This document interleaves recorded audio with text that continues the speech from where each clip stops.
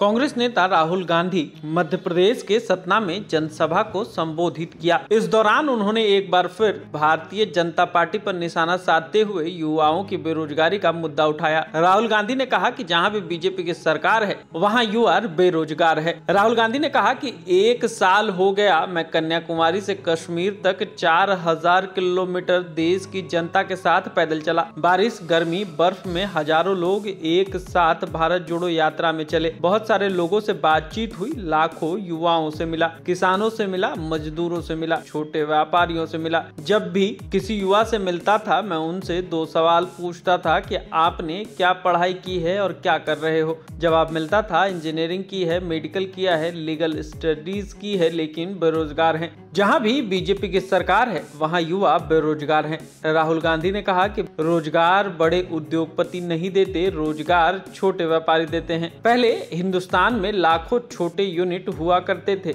जिसमें लाखों युवाओं को रोजगार मिलता था। नरेंद्र मोदी ने छोटे व्यापारियों पर नोटबंदी और जीएसटी लगाकर आक्रमण करना शुरू कर दिया। जीएसटी टैक्स नहीं है, यह छोटे व्यापारियों को खत्म करने का हथियार है। राहुल गांधी ने कहा कि देश के दलित, आदिवासी, ओबीसी और सामान्य वर्ग के गरीब लोग जीएसटी देते हैं। बीजेपी सरकार गरीबों से जीएसटी लेकर बैंक का पूरा पैसा 3-4 उद्योगपतियों को दे देती है। राहुल गांधी ने कहा कि नरेंद्र मोदी अपने भाषण में कहते हैं कि भाइयों और बहनों मैं ओबीसी वर्ग का हूं, लेकिन वह 1000 करोड़ रुपए के हवाई जहाज में चलते हैं और 2 करोड़ रुपए का सूट पहनते हैं, फिर भी कहते हैं मैं ओबीसी हूं। यही कह कर वो प्रधानमंत्री बन गए। मध्य प्रदेश में किसान, मजदूर, छोटे व्यापारी डरे हुए हैं क्योंकि यहाँ पर अर्थव्यवस्था का इंजन चालू नहीं है। कांग्रेस का वादा है कि जो काम हमने छत्तीसगढ़ में किया है वही काम मध्य प्रदेश में भी करेंगे।